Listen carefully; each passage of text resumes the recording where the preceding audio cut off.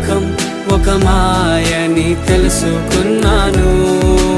ఏది నా సొంతం కాదనుకున్నాను.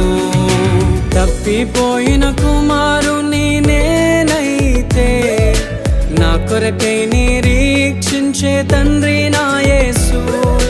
తప్పిపోయిన కుమారుని నేనైతే నా కొరకై నిరీక్షించే తండ్రి నా యేసు.